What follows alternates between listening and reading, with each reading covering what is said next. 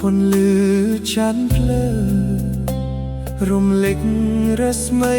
ផ្លេកផ្លេកនោះសត្វនិទ្រារងាចាពីដំណេកសំឡឹងមើលមេឃស្រណោះនឹកអឿងកូនលងខ្យល់ធ្លាក់ពីជើងបងកាំងភ្នាក់ភ្លើងហើយមិនជំនោ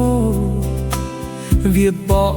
ត្រជាក់ឆ្អឹងខ្នង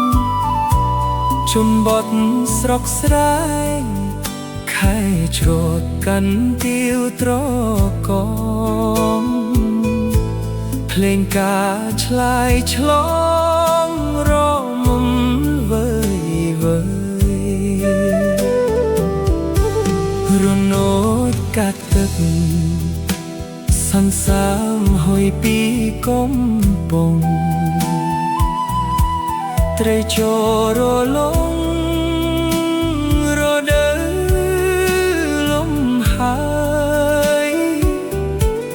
មេឃស្រកាដាសូមแนะនាំពីចំលើយរំលឹកត្រានត្រៃថាបងនឹកណាស់កាយបងរងាខ្វះភាពបកកក្ដៅបើសិនជាពើវិលមកក៏ណែបនឹកចិត្តចាស់សំថែបេះដូងរងា